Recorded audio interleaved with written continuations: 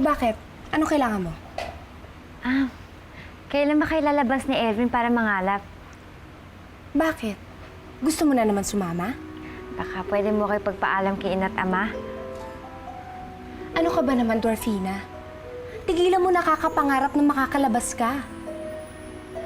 Alam mo ba kung bakit ayaw kang payagan ng mahal na hari at reyna?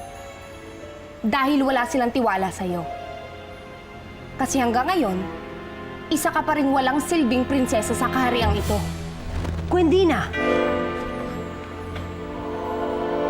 Mahal na reyna.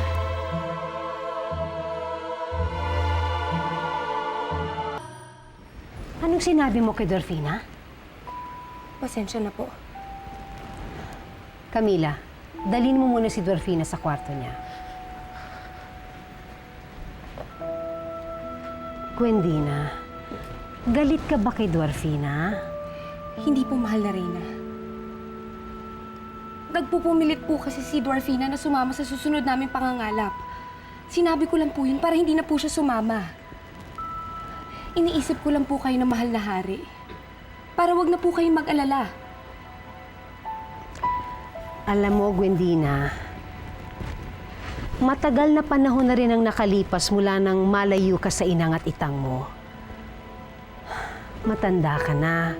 Siguro naman naiintindihan mo kung anong mali dun sa ginawa nila. Ngayon, kung meron ka pang natitirang galit dyan sa puso mo, Kung meron man ho akong galit sa puso ko, hindi po sa inyo ng mahal na hari. Okay, Dwarfina. Galit po ako sa inang at itang ko. Ikinahihiya ko po ang ginawa nila. kung maitatama lang natin ang lahat, sana hindi nangyari ang mga bagay na ito. Mahal na Reyna, nagpapasalamat po ako na hindi niyo ako itinakwil. Na hindi niyo ho ako pinabayaan.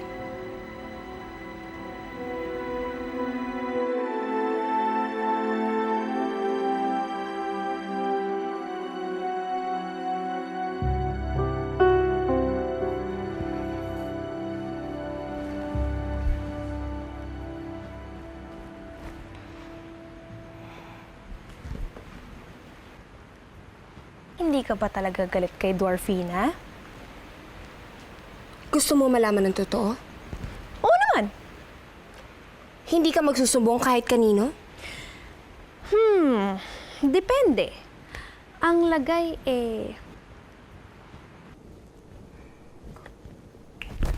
Ouch! Ano ka ba naman, Gwendina?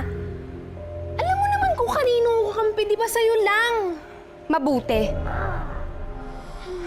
Dahil kapag naibalik ko na dito si Inang at Itang, ako na ang magiging totoong prinsesa sa kahariang ito.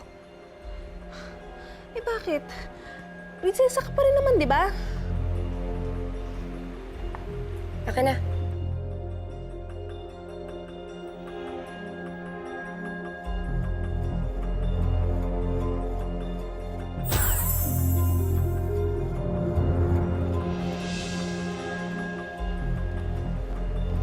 Prinsesang Peke.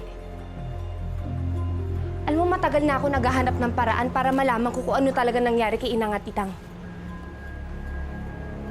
Kung alam ko lang kung nasan sila, tutulungan ko silang makabalik dito para makipaghiganti sa kahariang ito.